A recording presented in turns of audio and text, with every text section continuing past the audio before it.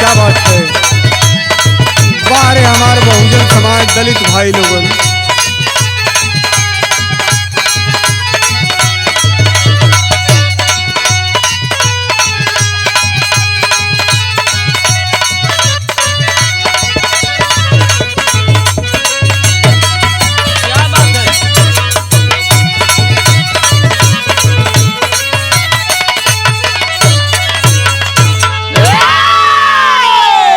वाह भैया वाह।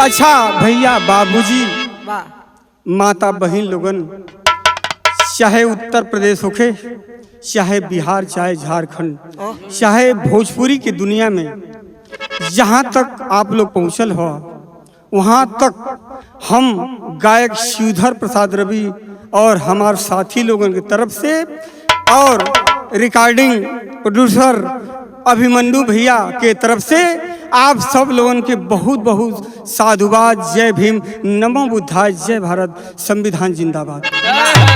आज एक गाना हम देने जा रहे हैं और यह बिरहा होगा।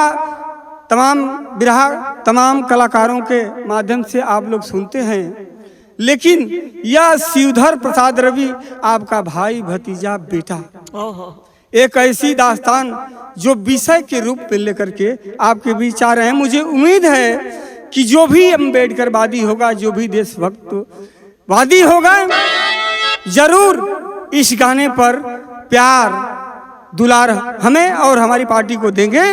साथ ही साथ चैनल लाइक, सब्सक्राइब हैं और कमेंट भी आप लोग करेंगे। बहुत बहुत धन्यवाद। मास्टर तरीदा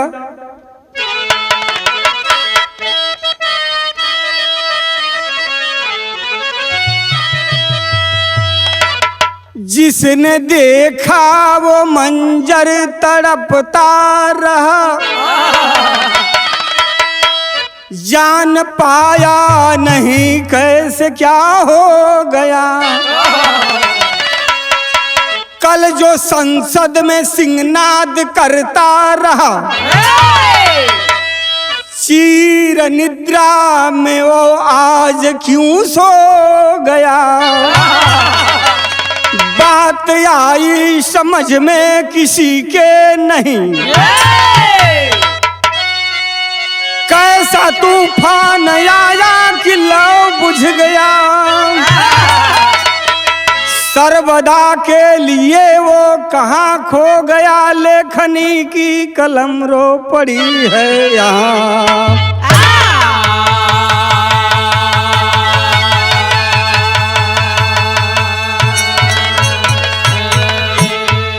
भैया बाबूजी, ये शिवधर प्रसाद रवि आप लोगों को इस गाने के माध्यम से जो संदेश दे रहे हैं, मैं उम्मीद करता हूं कि आप लोगों का प्यार भरपूर मिलेगा। और इस गाने का मतलब यानी हेडिंग समझ लीजिए मेरे हिसाब से, मेरे मन से, मेरे साथियों के विचार से, कि विश्व कोहिनूर बोधिसत्व बाबा साहब डॉक्टर B.R. अम्बेडकर, अलविदा भारत। बड़े दुख के साथ कभी कभी ऐसी बातें आती हैं, इमोशनल होना पड़ता है साथियों। लेकिन मैं कहता हूं कि ऐ बहुजन समाज के लोगों, ऐ दलित समाज के लोगों, थोड़ा जाग जाइए। देश की हालत, दशा और दिशा खराब है। एक दिन का काम है। कभी कभी हमारे साथी कहा करते हैं, मैं भी गाने के माध्यम से कहा करता हूं, क्या तेईस मास्टर एक थे लाइन दे दो।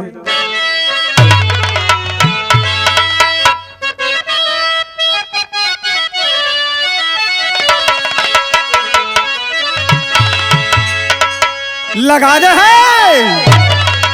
लगा दे आग पानी में,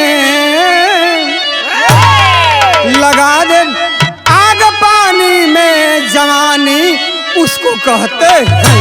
लगा दे आग पानी में जवानी उसको कहते हैं। लगा दे आग पानी में जवानी उसको लगा दे आग पानी में जवानी उसको कहते हैं। अरे लगा दे आग पानी में जवानी उसको कहते हैं। जवानी उसको कहते हैं। लुटा दे बाप की दौलत फुटानी उसको कहते हैं। लगा दे बाप की दौलत फुटानी उसको कहते हैं। लगा दे बाप की दौलत फुटानी उसको लगा दे बाप की दौलत फुटानी उसको कहते हैं। लेकिन गाना के भाव पर आप लोग चाहिए। राजेश भैया गाना का लाइन का कहते कवि जी लिखलन। नशे मन जल गया कैसी लगी ये आग पर्दे में।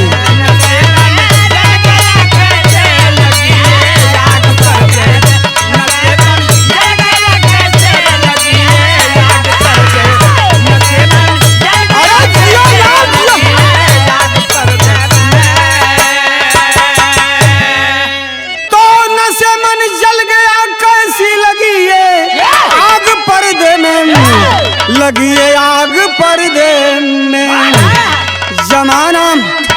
जमाना सोच ना पाया लगाया दाग पर्दे में। जमाना सोच ना पाया लगाया दाग पर्दे में। जमाना सोच ना पाया लगाया जमाना सोच ना पाया लगाया दाग पर्दे में।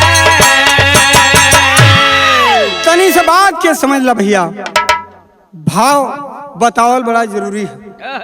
आज भी हम शिवधर प्रसाद रवि जब भी कहीं भी गाना गाइला तो सर्वधर्म के पुजारी भी हैं। हर जात के हम पुजारी हैं। केहू के भावना के आहत करे खातिर के हम ना गाना गाइला। कैला एक कलाकार की हैसियत से कहता हूं कि सारे लोग भारत के, हम भारतवासी हैं। मुझसे पूछा गया था कि ये कौन है, बहुत पहले की बात है, तो हमारे मास्टर साहब ने बता दिया। कहीं कहीं सामने तो नहीं लोग, लेकिन रियलिटी बोल जाते हैं, सच्चाई को कह जाते हैं। राजेश भैया, शिव बच्चन भैया, कि भाई ये तो चमार जात के हैं, लेकिन मैं लोगों को कहा कि वास्तविकता यही है कि हम चमार जाति से बिलोंग करते हैं, लेकिन कहीं न कहीं हमारे लोगों ने चमार समाज के नाम पर गर्व भी करते हैं। मैं भी करता हूं, क्योंकि लोग मानते नहीं हैं। तो मेरे कहने का मतलब है कि आज जो दीनहीन समाज बना हुआ है, पंगु बना है, उसके ऊपर ही आधारित है। चले भैया,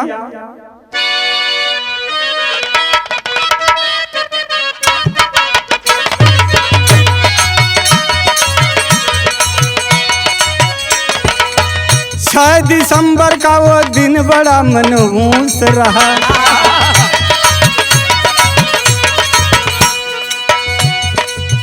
जिसने जहां पर सुना वहीं मनहूस रहा।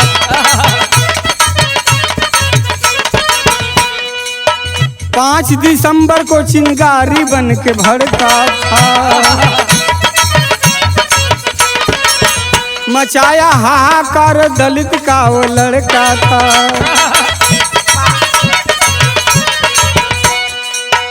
गूंजती आज भी आवाज उसकी कानों में, गूंजती आज भी आवाज उसकी कानों में। मच गई हलचल सियासत के जुबानों में। मच गई हलचल सियासत के जुबानों में। तनी यहाँ बतिया के समझ ले बता, समझा ले बता।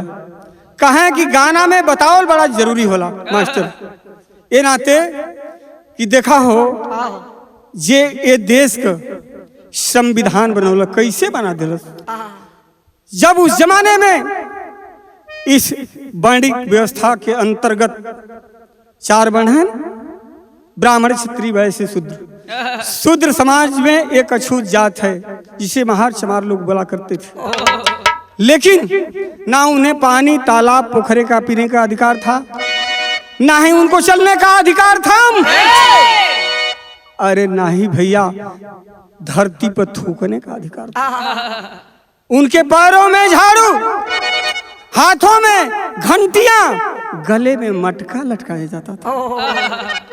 उस समय की बात है, एक माता भीमाबाई की गोदी में, पिता रामजीराव की गोदी में 14वां संतान के रूप में एक लड़का पैदा हुए। आप सारे लोग जानते हैं, लेकिन जो गाना गा रहा हूं तो पहले ही शीर्षक में बता दिया हूं, आगे आप लोगों को मालूम होगा। चला भैया, वाह वाह वाह वाह, क्या बात है।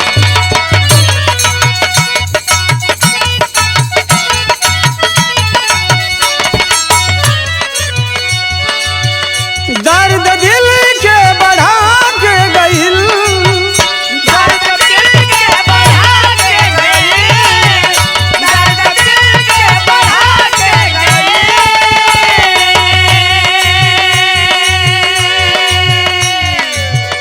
दर्द दिल के बढ़ा के गइल, आइल ही तई में ऊ 4 दिन खातिर बाकी हल्फा मचा के गई। आई गईले बाकी हलवा मचा के गई, हो गईले बाकी हलवा मचा के गई। ए बाबूजी, ए भैया, कवि जी यहाँ हृदय विदारक भाव लिखते का लिखलन? 1956 5 दिसंबर, 6 दिसंबर और 7 दिसंबर इसमें जुड़ता है। इस बिरहा के अंदर ये तीनों तारीख जुड़ती है। एक और तारीख जुड़ती है जो पहले आ जाती है, गाने के अंदर मालूम हो जाएगा। कैसे मास्टर? 5 तारीख गजब हो गई, 5 तारीख गजब हो गए, 5 तारीख गजब हो गए।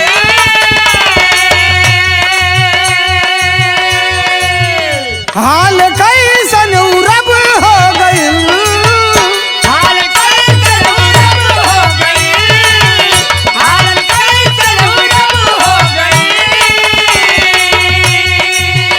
हाल कैसन रब हो गई, बहल ऐसन बयार टूटल डाली से फूल, सारा गुलशन वीरान हो गई। हो गए सारा गुलशन वीरान हो गए, हो गए सारा गुलशन वीरान हो गए, जिया लाल। सारा गुलशन वीरान हो गए। तनी से मास्टर ब्रेक ला यहीं पर, तनी हम बता दें। 1956 5 दिसंबर को बाबा साहब डॉक्टर B.R. अम्बेडकर विश्व के 6 विद्वानों में प्रथम स्थान रखने वाले 32 डिग्री के मालिक, विदेशी 9 भाषा के जानकार। मैं बता दे रहा हूं, विश्व में 6 विद्वान हुए थे।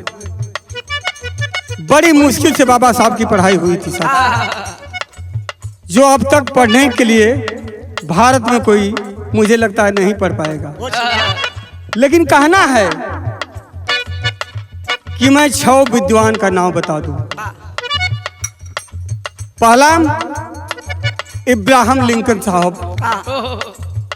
दूसरा कार्ल मार्क्स साहब, तीसरा लेनिस, चौथा स्टालिन साहब, 5वां चाइना से माओ से साहब, और 6वां विश्व कोहिनूर बाबा साहब डॉक्टर B.R. अम्बेडकर, दलित पुत्र। तो जो उनके बताए हुए रास्ते को नहीं मानते हैं, आखिर उनका लिखा हुआ संविधान ही सबके काम आता है, यही कहने का मतलब है। लेकिन देखें आज हुआ क्या, 5 दिसंबर से 6 दिसंबर 7 दिसंबर 1956 को मैंने पहले बताया है क्या वही पर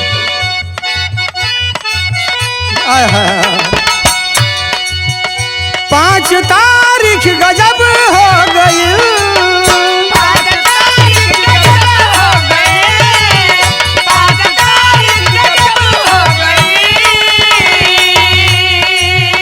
हाल कैसन उरब हो गई, हाल कैसन उरब हो गई, हाल कैसन उरब हो गई।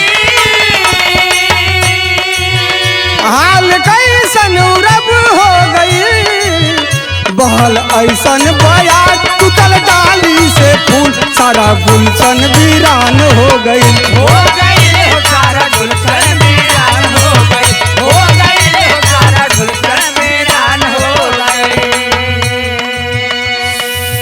साथियों हुआ क्या 12 बजे रतिया लिखल किताबिया, कब कैसे सूती गई लागी गई निदिया, कब कैसे सूती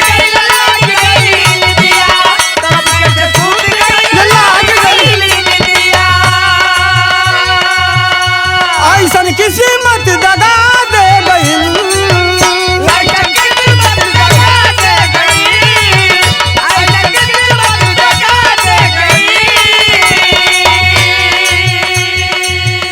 नाव मझधार में ले गई,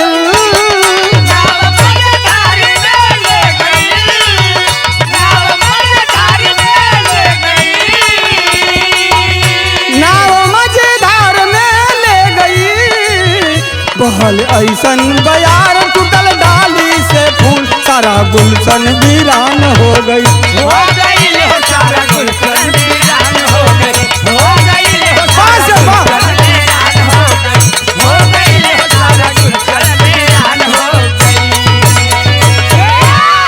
तनी सा रुक जाए यही जगह।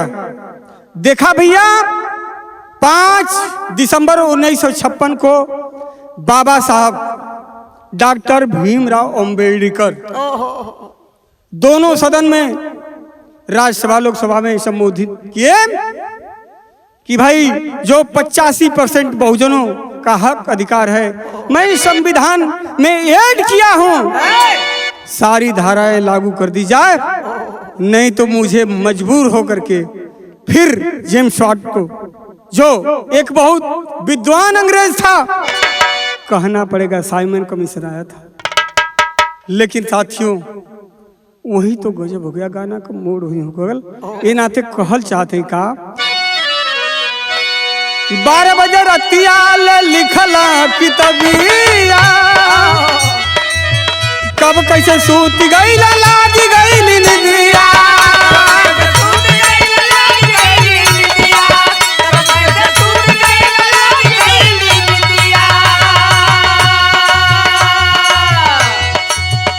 ऐसन किस्मत दगा दे गई, ऐसन किस्मत दगा दे गई, ऐसन किस्मत दगा दे गई। नाव मझधार में ले गई, नाव मझधार में ले गई, नाव मझधार में ले गई। नाव मझधार में ले गई, बहल ऐसन बयार टूटल डाली से फूल सारा गुलशन वीरान हो गई। हो गई हो सारा गुलशन वीरान हो गई, हो गई हो सारा गुलशन वीरान हो गई, हो गई हो सारा गुलशन वीरान हो गई। बाबूजी नानक चंद रत्तू बाबा साहब के फॉलोअर्स थे, फॉलोअर्स के साथ साथ उनके कुक भी थे, और जो कहते थे बाबा साहब उसको जनता तक पहुंचाते थे। नानक चंद रत्तू बेचारे बाबा साहब के ही काम से इधर उधर गए थे, और बाबा साहब की दूसरी पत्नी जो जात से ब्राह्मणी थी, नाम था उनका साविता अंबेडकर। पहली पत्नी का नाम माता रमाबाई 32 साल तक जी पाई। 4 औलाद अपने साथ इस दुनिया को छोड़ करके दूसरी शादी जो हुई बाबा साहब की, साबिता अंबेडकर जब बाबा साहब किताब लिख रहे थे 5 दिसंबर 1956 वाली रात को आपके हमारे लिए, दलित समाज के लिए, बहुजन समाज के लिए संदेश किताब लिख रहे थे। उस किताब का नाम संदेश पुस्तक है। जो पढ़े लिखे साथी हैं पढ़ लेंगे, जानकारी ले लेंगे। गाना एविडेंस के साथ मैं गा रहा हूं। तो साथी लोग 5 तारीख की रात दिन को बाबा साहब सदन में दहाड़े और 5 तारीख की शाम को आकर संदेश किताब लिखने लगे। इतने में माता सविता अंबेडकर जी आती हैं और कहती हैं बाबा साहब ये दूध की गिलास है, भोजन है। साथ में एक और व्यक्ति थे। बाबा साहब लिखते हुए बोला कि अरे प्रिय ये कौन है? तो माता साविता अंबेडकर ने कहा कि बाबा साहब ये मेरे भाई लगते हैं और पेशे से डॉक्टर। साथियों वही अंतिम मुलाकात बाबा साहब लिखने के जज्बात में दूध थोड़ा लेट हो गया। लिखते लिखते शरीर जर्जर होने लगी, दर्द होने लगी। बाबा साहब वही अंतिम दूध गिलास का पिए। और 6 दिसंबर जब हुआ साथियों दूसरे दिन, तो क्या हुआ मैं कहना चाहता हूँ। 6 दिसंबर 1956 को जब नानक चंद्र रत्तू सवेरे जाता है, दरवाजा खोलता है, दरवाजा अंदर से लॉक कहता है बाबा साहब साहब साहब मेरे नहीं बोल रहे, साहब मेरे सोए हुए हैं क्या? साहब तो इतनी देर तक नहीं सोते थे। कई लोगों से कहा, लोग भीड़ जुट गई साथियों। और जब भीड़ जुटल बा दरवाजा कैसो खोलल गई। एक बाद देखल गई कि विश्व का कोहिनूर, भारत का रतन, सिंबल ऑफ नॉलेज इस दुनिया से जा चुके थे। तो यहाँ भाव लगल मास्टर।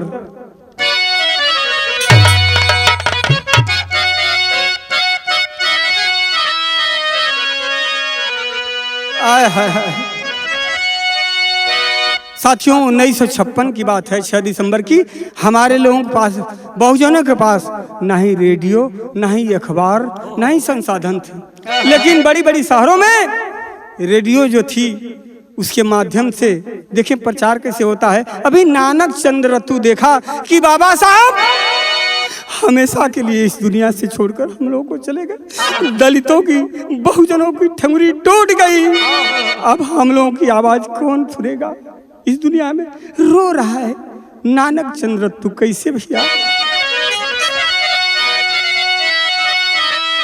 आय हाय हाय कि गोलवा उगत नाही देखी पाला बाबा,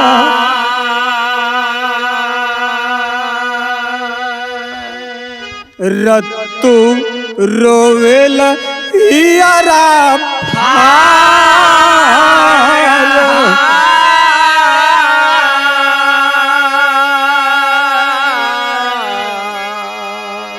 जात की बेरिया तू कुछ ना कहला,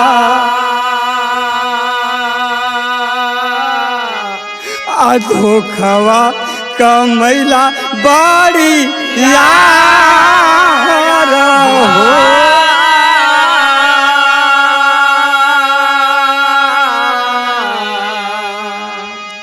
रत्तू छाती पीट कर रो रहा है, बाबा साहब हम लोगों को छोड़कर चले गए। रत्तू की आवाज सुनकर 26 अली नगर बाबा साहब के बंगले पर तुरंत एरिया के लोग जुट गए। उस समय तहलका मचा, लेकिन रत्तू रो कर कहता है उसी में कि दूधक गिलासिया तू हमसे धरवाला, आ दिलवा का बतिया ना कुछ बताला। बाबा साहब, माता जी तो आई थी, मैं देख रहा था, उन्होंने गिलास दिया, मैंने रखा, आप दूध तो पिए हैं, लेकिन बाबा साहब बोल नहीं रहे क्या कि दूध का गिलासिया तो हमसे धरवाला आ धोखावा का मैला बाड़ी यार।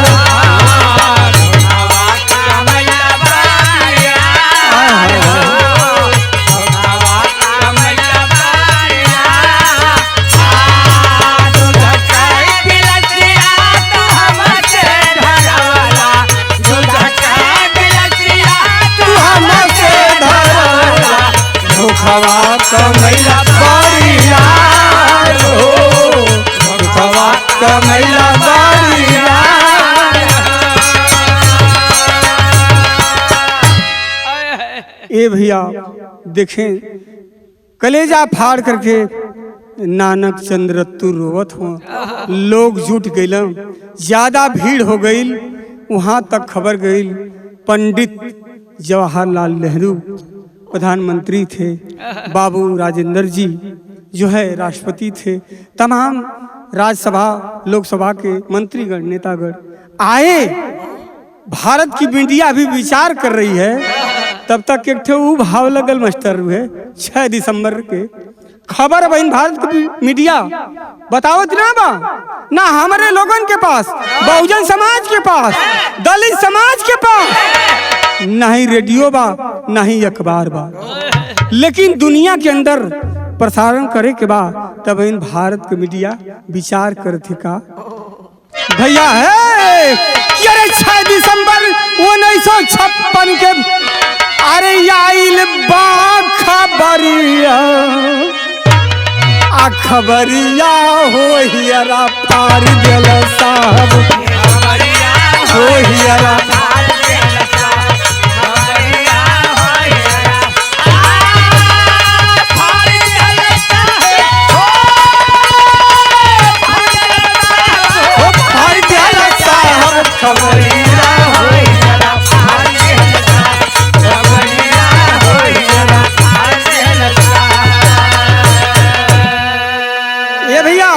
भारत का मीडिया विचार में समाइल है, भारत का मीडिया विचार में समाइल है, भारत का मीडिया विचार में समाइल है।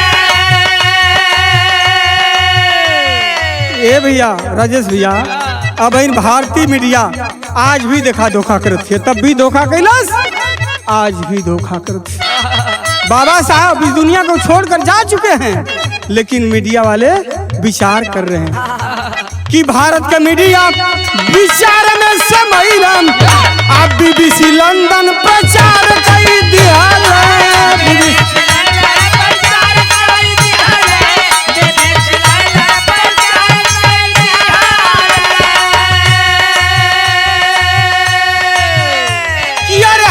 खबर रेडियो ना, खबर रेडियो ना, आए बहुजन की बखरिया, खबरिया हो हियरा फाड़ दिल साहब, या लाल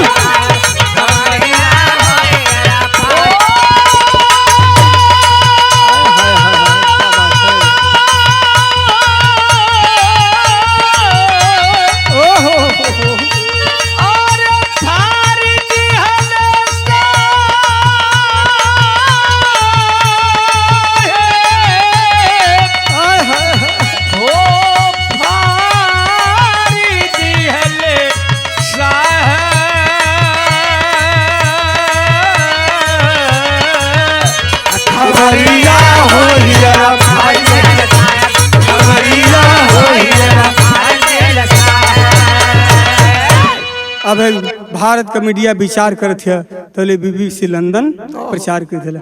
जैसे ही भैया प्रचार भयल बीबीसी लंदन का, महाराष्ट्र, पश्चिम बंगाल, कोलकाता पकड़े हुए, दिल्ली जितनी बड़ी बड़ी शहरें थी, वहां तक जब खबर गई कि इस देश के भाग्य विधाता बाबा साहब डॉक्टर बी आर अम्बेडकर जो इस दुनिया में आज नहीं है।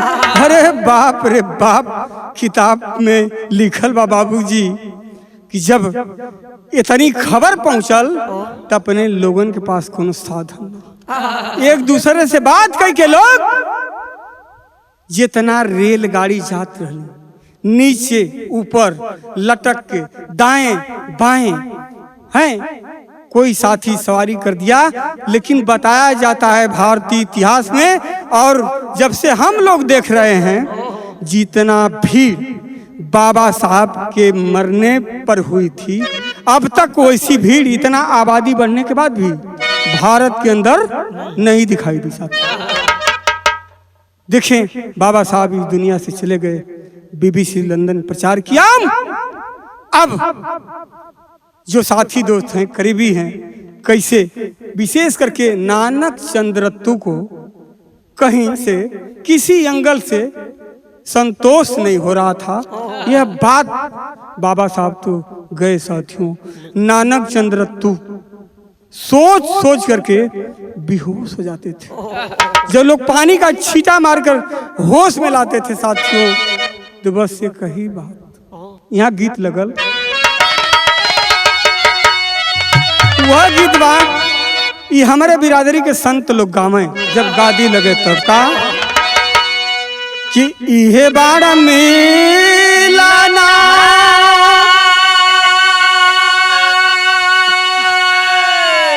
आइए बड़ा झूलाना,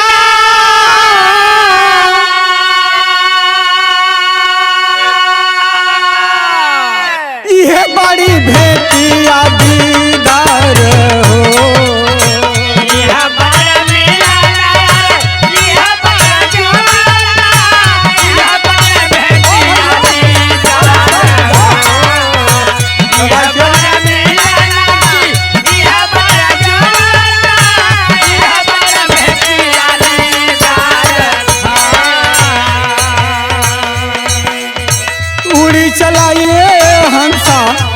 रही लोक में जगवा में कोई ना तो हार हो, उड़ी चलाए हंसा अमर रही लोक में जगवा में कोई ना तो हार हो, उड़ी चलाए हंसा अमर रही लोक जगवा में कोई ना तो हार।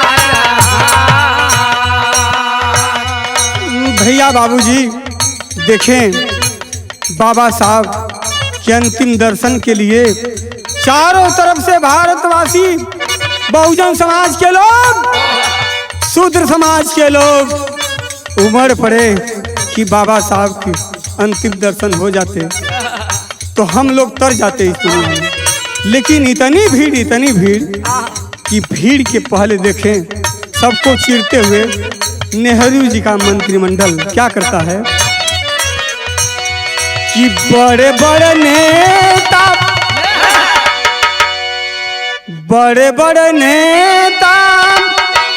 राज्यसभा से आइले,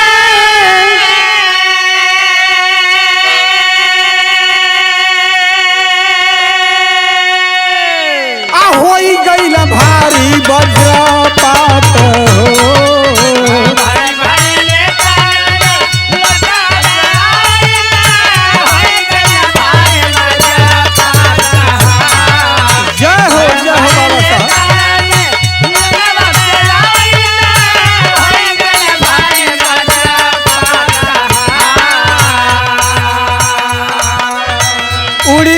देशवा से जग कर तनवा, उड़ी गई देशवा से जग कर तनवा, कई के पराई गईल भात हो,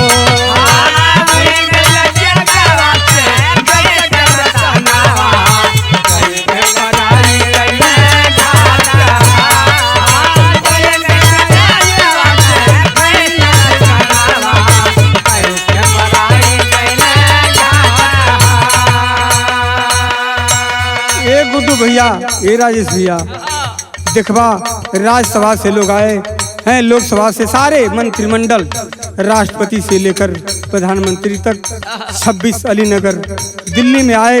उधर अनाउंस हो गया कि बाबा साहब की समाधि शांतिवन राजघाट पर नहीं बनेगी।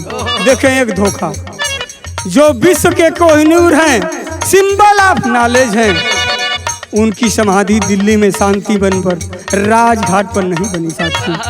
वहां भी लोग गड़बड़ किए और कहे कि बाबा साहब को जन्मस्थली पर ले जाया जाएगा।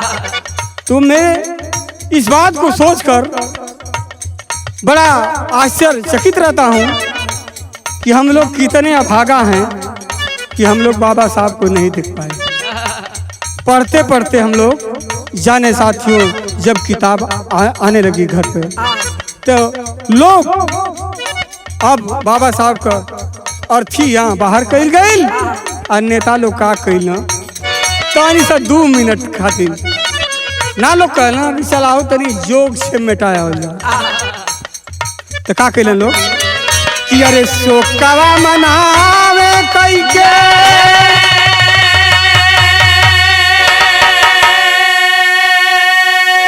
अरे मौन धराना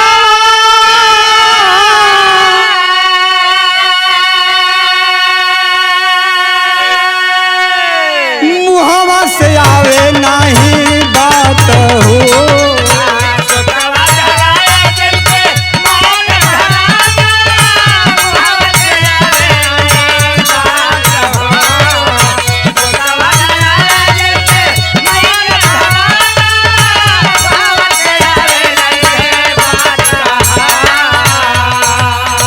आंसुआ से साबहिक भिजल नयनवा, आंसुआ से साबहिक भिजल नयनवा, बिना बदरी का बरसात हो।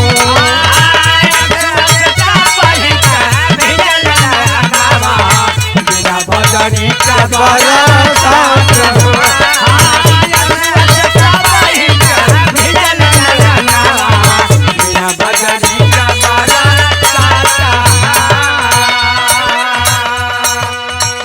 देखा 2 मिनट का मौन रखल गई। सारे मंत्रिमंडल के लोग थे, जनता जनार्दन को पूछना ही नहीं था, यानी दिल्ली भर चुकी थी। दिल्ली के बाहर लोग खड़े हो गए थे। शोक रख करके 2 मिनट का मौन धारण लोग किए। इसके बाद देखे भैया, सबके आंसू नहीं, जिससे लगल कि वज्रपात हो गल है, बिना बदरी के बरसात हो गई भैया। जे जहें सुन के रोवा, जे जहें सुन के रोवा, जे जहें सुन के छाती पीटे के तहें पीटे। अब देखें यहाँ तरी सक मास्टर भाव लगल।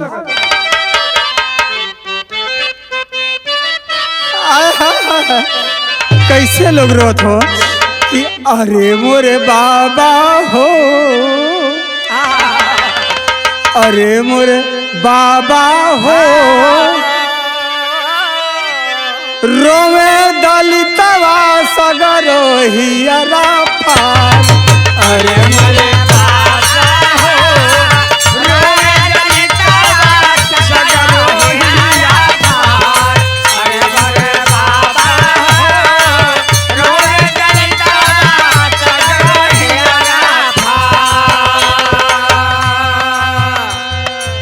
चारों तरफ करुण क्रंदन की आवाज आने लगी। लग रहा था कि भारत में जितनी पंछियां हैं, जितने जानवर हैं, सारे लोगों की आवाज थम गई थी, रुक गई थी। देखें कलेजा फट जाता है। ऐसन भाव कवि जी दर्शौल का करुण रस का भैया। अरे मोरे बाबा हो,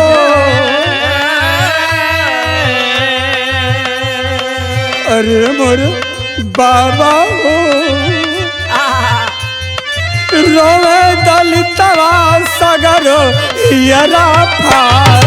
अरे मोरे बाबा हो, रोवे दलितवा सगरो हियरा पार।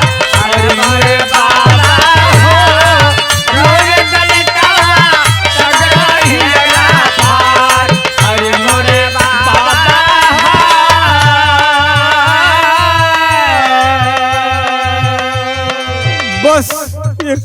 आवाज आवे भैया लोगन, कवन आवाज आवे कि बाबा साहब तो हवना लोग रो के रुआई में अपन बयान करे। कैसे? कल्हिए तय सभवा में रखला दलितन के भागीदारी हो बाबा, दलितन के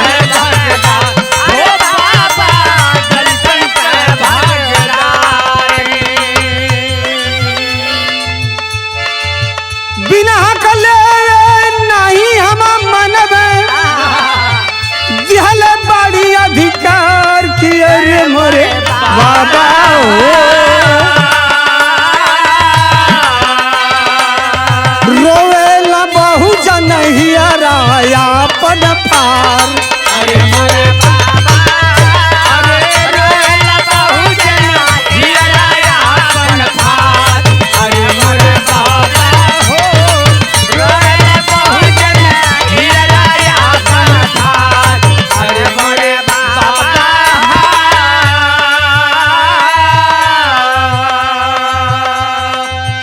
लोग जानते थे जो पढ़े लिखे साथी कि बाबा साहब संविधान में हम लोगों को हक अधिकार दिया है, उनको कतई जो है संतोष नहीं हो रहा था। और बाबा साहब कितने प्यारे थे भाई, मैं तो जब सोचता हूँ तो बहुत काफी इमोशनल हो जाता हूँ। हैं? 5 तारीखिया सभा में हंसला सबके तू हंसला हो बाबा, सबके तू हंसला, अरे बाबा सबके तू हंसला। कौने गुनहिया छोड़ के परैला नहीं कुछ बतौला कि हमरे बाबा हो।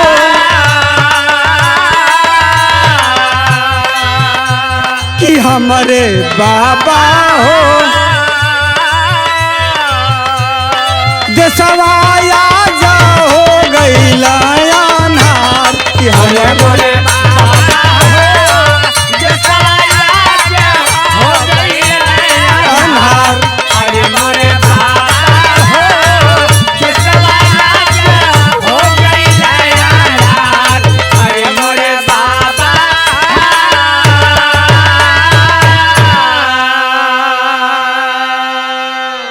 बाबूजी भारत के माहौल की छाती चीरती हुई वह समय निकल गई जो जहां साथी थे हक्का बक्का माताएं बहनें बड़ा प्यार करते थे बाबा साहब, जिनके पास कुछ भी नहीं था। जब भी जाया करते थे तमाम ऐसी बातें हैं बाबा साहब के, एक नहीं 1 लाख कई लाख खंड हैं।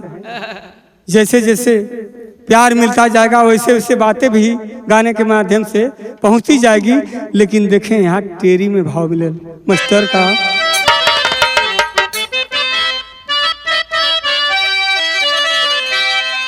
कि अरे चंदा पर बदली छाई उस घड़ी,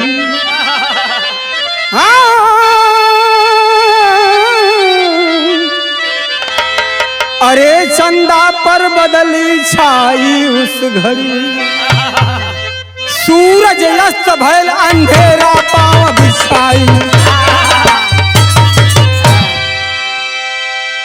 सूरज अस्त भइल अंधेरा पांव बिछाई, चंदा पर बदली छाई उस घड़ी। बड़ा लाख रुपया के बाद कवि जी टेरी के अंदर दिहले रहे। दिखाइए बाबूजी सब लोग हटे लगलम, ई घोषणा हो गई कि बाबा साहब का पार्थिव शरीर दिल्ली से हवाई मार्ग के द्वारा महाराष्ट्र शांता कुंज स्टेडियम जाएगी। आ गईल भी भैया, हवाई जहाज से बाबा साहब का पार्थिव शरीर लद के महाराष्ट्र के शांता कुंज एयरपोर्ट पर उतरी और बाबा साहब की लाश शीत गृह में रख दी गई। ओहर का बतिया ओहर छोड़ा, बड़ी कुल बात थी, लेकिन बड़ा कुल गाना में कहे पड़िए, गाना में ना हो पाई। तो आवा देखा जब शीत गृह में लाश पहुंचल बा भैया 6 दिन से मर के पहुंच गई आ लोग लुकाइन के ताता चारों तरफ से, ना ही पैसा बा, ना ही भोजन बा, ना ही पानी बा। चारों तरफ से लोगन के तांता लगल, सारी गाड़ियां ओवरलोड, पैदल लोग चलते चलते बाबा साहब के अंतिम दर्शन करने के लिए उद्देश्य से पहुंच रहे थे। उस समय की बात है, कहना है क्या?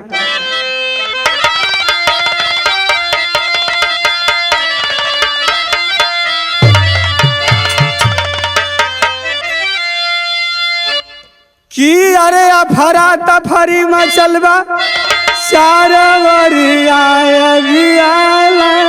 गलबा,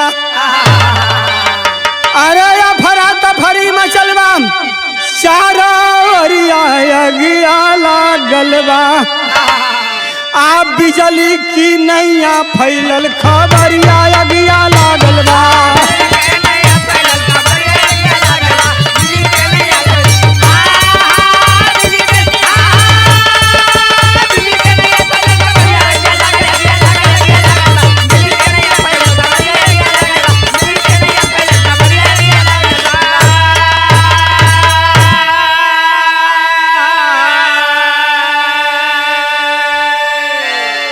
देखे भैया नागपुर अहमदाबाद शोक छाई गईल हो, कल कारखाना सब बम्बई का बंद भइल।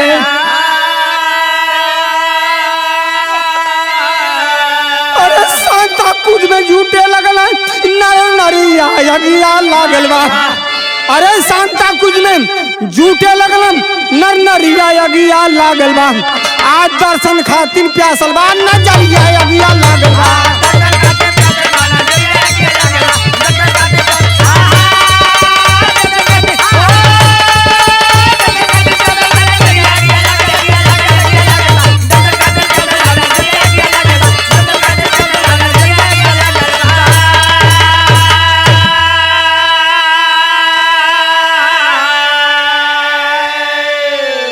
बाबूजी, भैया लोगन, माताजी लोगन, बहनी लोगन, ये बहुजन समाज के लोगन के विचार करे के बाद बाबा साहब ने एक बात कहा था कि जब तक भारतीय संविधान भारत में रहेगा तब तक मैं जिंदा रहूंगा। यहीं से थोड़ा बल मिल जाता है हम लोगों को।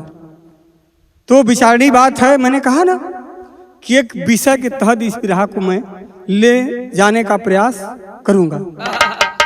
चूंकि आगे तमाम खंड हैं, लेकिन देखें चारों तरफ से लोग सांता कूच की तरफ बढ़ना शुरू किए। तो आल्हा के अंदर प्रमाण मिलल मास्टर कैसे?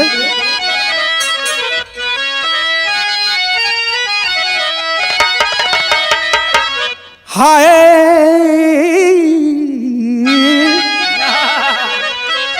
कि शोकवा में डूबी गईली भारत का नगरिया भैया,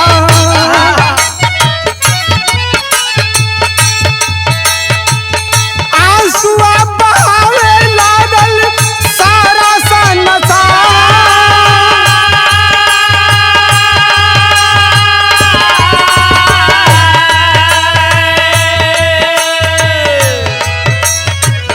अखबार रेडियो से मिलली खबरिया भैया,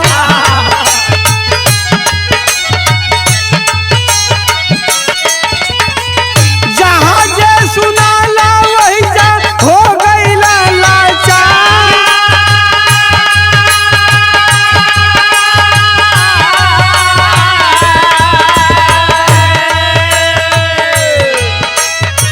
छतवा से दर्शन बाद ताके नारा नरिया भैया,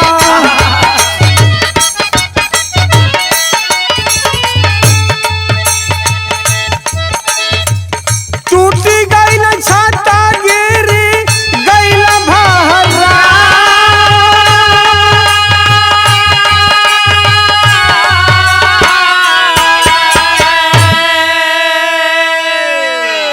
भैया बाबूजी, बाबा साहब के अंतिम दर्शन के लिए जब लोग चले तो जितने महाराष्ट्र के अंदर बिल्डिंगें थी, कोठियां थी, लोग छत के ऊपर से खड़ा होकर के देख रहे थे कि बाबा साहब का अंतिम दर्शन हो जाए।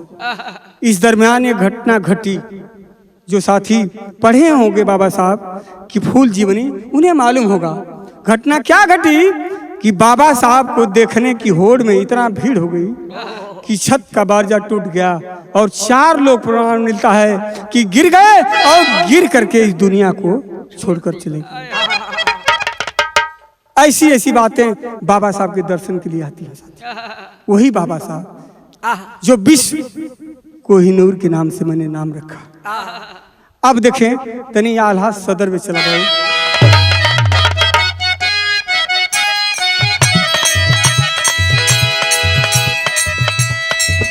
अरे ऐसा न भीड़ नहीं कबहू देखैली,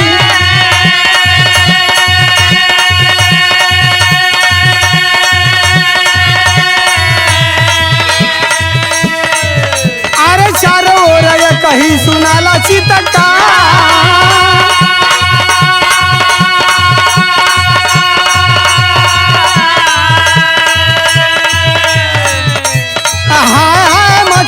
बहुजन समाजा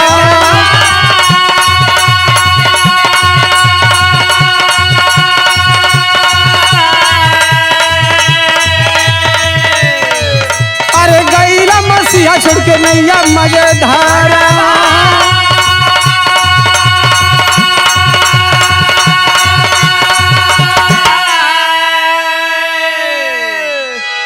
भैया अपने अपने हिसाब से सब लोग चल, लेकिन जगह कम हो गई, भीड़ ज्यादा। इतना भीड़ कि अब शब्दों में बयां करना कोई गणना नहीं। अब तक कोई सी भीड़ भारत के अंदर किसी ना रैली में, ना किसी के मरने में, ना किसी कार्यक्रम में उमड़ी थी। हालांकि उस समय देश की आबादी 35 करोड़ थी, आज 140 के करीब हो गई है, लेकिन यह भीड़ पूरा नहीं कर सकती। एक ठे बुढ़िया माई रही, उनके पास कोई नहीं रहल। जहर से बाबा साहब आवे ना रास्ता धीले तो बुढ़िया माई के राशन बदे पैसा दे दे, कपड़ा साड़ी दे दे। एक बात कह के जाके माई तू के कपड़ा खैला का कमी ना होई, आज जबले हम हैं तबले तू के दवा दारू का कमी भी ना हो। लेकिन जब ये बुढ़िया माई खबर बोली कि हमार लाल है, हमारे हीरा, देश का हीरा, विश्व का हीरा ना हम तो भल का कि रोवे बुढ़िया माई लेके फटा ही लुगारिया।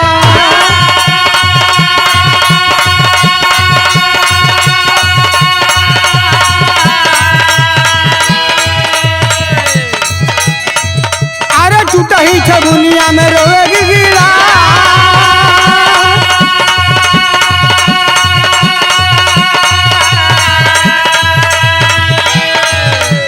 अपने तो गैला हमके कैला कौने डरिया।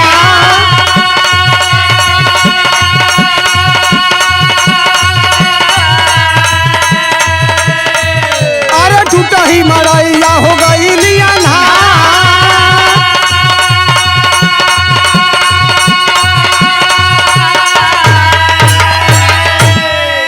कि अरे मारी के कलेजन बुढ़िया माई मरी गईली, कि आगे का करनवा सुना हो मनला।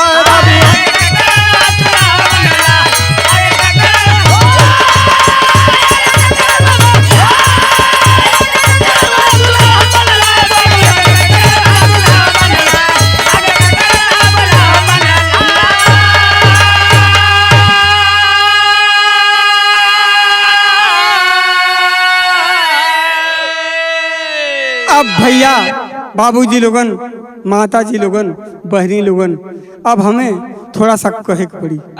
यहाँ नोटिंग का लाइन है, हमें बतावे को हुई। जे भाई जानत हो ठीक हो, जे भैया बहनी ना जानत हो उ जान ले कि बुढ़िया माई रोवे उ कलेजा फाड़ के कि आए लाल अब चल गईला तो हमारे जियले में कोनो फायदा ना है। कलेजा पर मुक्का मारी और बुढ़िया माई यानी इस दुनिया से चली गई। कुल देखले में कितना, लिखले में कितना, 5 मौत हो गई बाबा साहब को लेकर दर्शन के लिए। 5वीं बुढ़िया माई वो भी दर्शन के लिए, 6वां तो बाबा साहब को ही नो। देखे बाबूजी, हमें ये बताना बहुत जरूरी है कि बाबा साहब की पार्थिव शरीर उठा करके और सांता को शीतगृह से अरब सागर के किनारे दादर स्टेडियम में रखा गया और वहां सर छोटू राम साहब थे, बाबा साहब के परम मित्र, प्रखर साहित्यकार। मैं जितना कह लूं उतना कम होगा। लोग सोच पड़े, साथ में और जुटे थे। कौन? बाबा साहब की बातें क्या है। 5 दिसंबर 1956 को बाबा साहब ने दोनों सदनों में दहाड़ा था। ये सच्चाई है बहुजनों के अधिकार के लिए। 6 दिसंबर को बाबा साहब इस दुनिया से चले गए। उसके पहले 14 अक्टूबर 1956 को बाबा साहब डॉक्टर BR अम्बेडकर ने हिंदू धर्म को लात मार करके बौद्ध धर्म स्वीकार कर लिया और बोले कि देश में 10 लाख गरीबों अछूतों को लेकर, बहुजनों को लेकर जो मैं बौद्ध धर्म ग्रहण किया है, आज से मेरा पुनः नया जन्म हो रहा है। समाज के नाम संबोधित किए थे कि ऐ मेरे समाज के लोगों, ऐ बहुजन के लोगों, अगर कहीं चारा न चले, मनवादी व्यवस्था, मैं व्यवस्था की बात करता हूं, जाति की नहीं, जो सड़ी गली व्यवस्था आए तो एक रेखा खींचकर मैं जा रहा हूं, इस रेखा पर चल दोगे तुम्हारा भला हो जाएगा। ये सारी बातें होते हुए अब उधर चले। अंतिम आचार्य अत्रे साहब बाबा साहब के परम मित्र थे और प्रखर साहित्यकार थे। सर छोटू राम किसी तरह से पहुंचे थे। क्यों? अब मैं आप लोगों को बता दूं। बाबा साहब RPI के बाद समता सैनिक दल बनाए थे, जो आज भी मौजूद है। मैं 2023 में गा रहा हूं 30 नवंबर को, लेकिन आज भी वह बाबा साहब का रेखा खींचा हुआ समता सैनिक दल मौजूद है।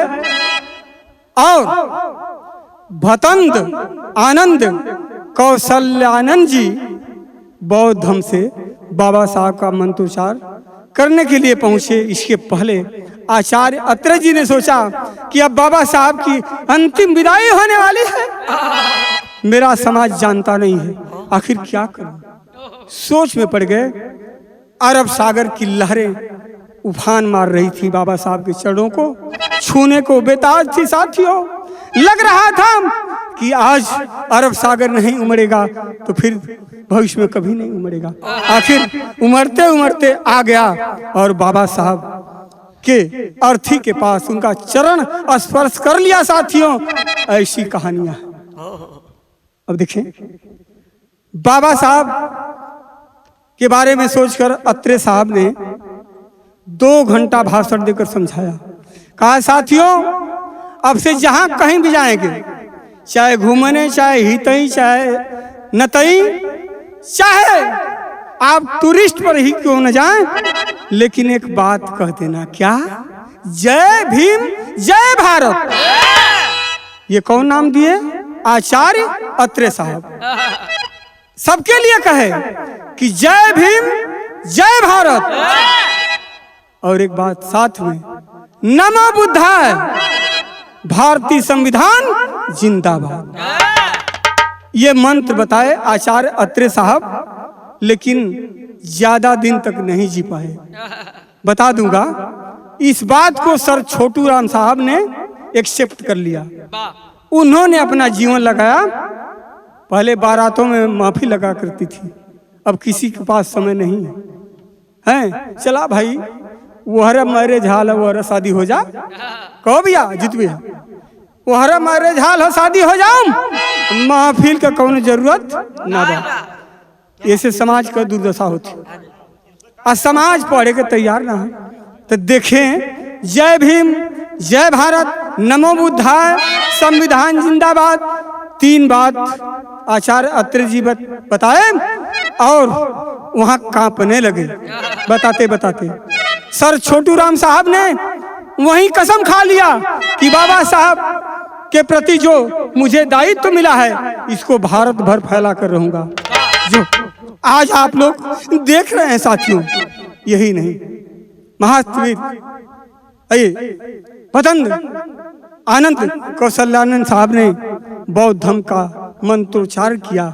इसके बाद बाबा साहब की देखें अंतिम विदाई हुई कैसे, चिता में आग लगी, अरब सागर की लहर आकर चरण स्पर्श किया।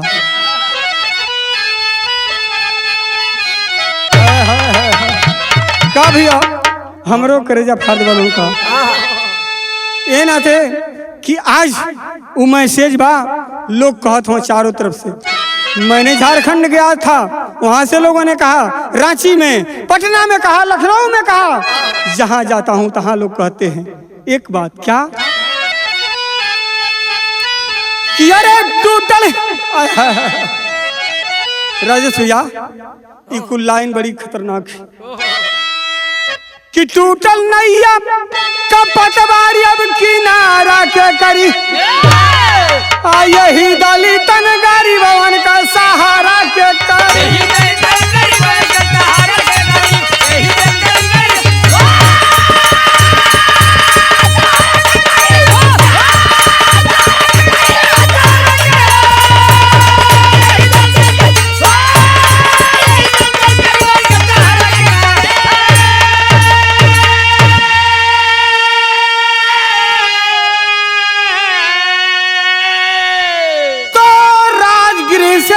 उठाकर दादर सागर तट पर आई, चिता जली कब्र खुदाई, अरे बौद्धरी से अंतिम हुई विदाई हो।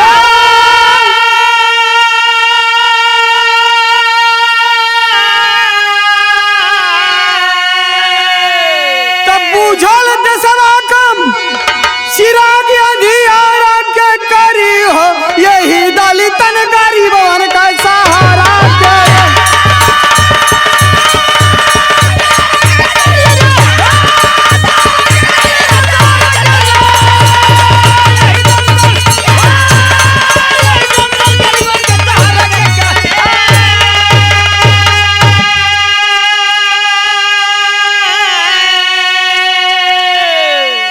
देखा बाबूजी, आचार्य अत्रे साहब जो कहे सर छोटू राम ने स्वीकार किया। कुछ दिन बीता, 2 लोगों की मृत्यु हुई, आचार्य अत्रे साहब का और 14 दिन बाद 15 दिन बाद संत बाबा गाडगे साहब का। ऐसे ये लोग मर गए, लेकिन समता सैनिक दल और आचार्य अत्रे साहब की दी हुई बात, जय भीम, जय भारत, नमो बुद्धाय, भारतीय संविधान जिंदाबाद, बारातों के माध्यम से पूरे भारत में फैलाने का काम सर छोटू राम साहब ने किया था। तो कहे के बाका कि बड़ा भाग से महापुरुष का होला अभी अवतार, दूसरा के खातिर जियलाम अगुन गावेला संसार।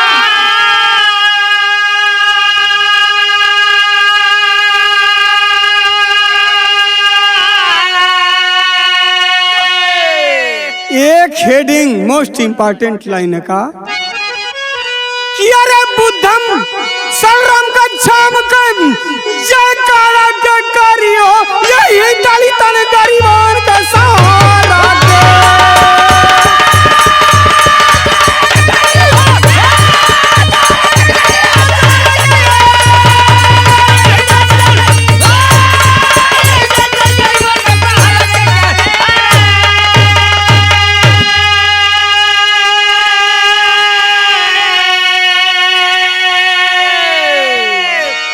बाबा साहब ने एक बात कहा था कि संगठित बनो, यह नहीं कहे थे कि संगठन बनाओ।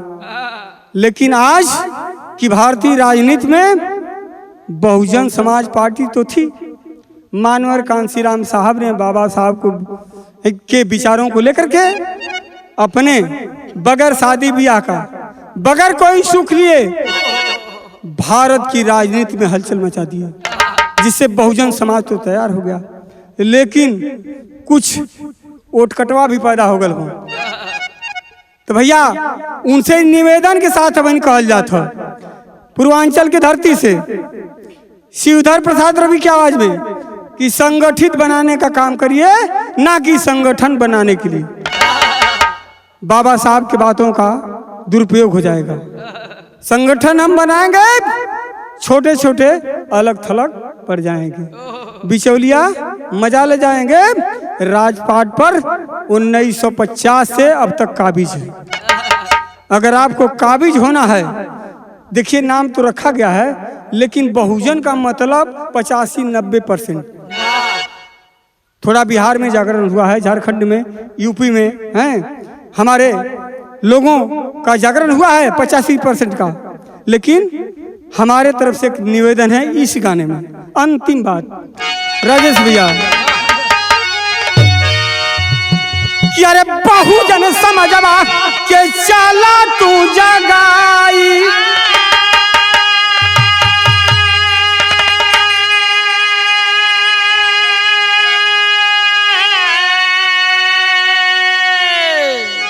अरे नीला झंडा हाथी लेके करा तू चढ़ाई,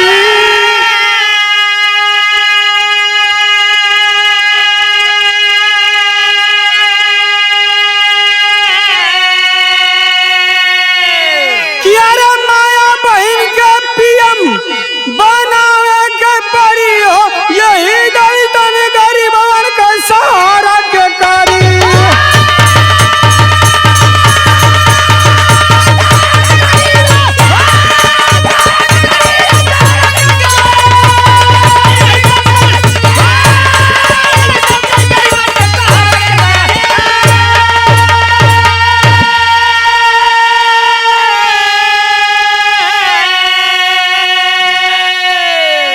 एक गुड्डू भैया, राजेश भैया, हमारे एक निवेदन है भाई गाना के लास्ट में, जो भी अम्बेडकरवादी हैं, बाबा साहब को मानने वाले हैं, मेरा उनसे निवेदन है, यह निवेदन बा कि भाई अगर ये गाना आप लोगन के विषय लगी तो शिवधर प्रसाद रवि के प्यार दुलार जरूर दिहन आप लोग। लाइक शेयर सब्सक्राइब जरूर करिए आप लोग।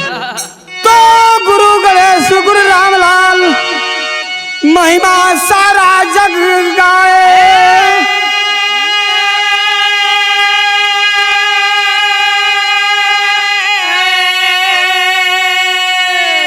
कवि केशव कवि छठू राम को पंचशील मन भाए,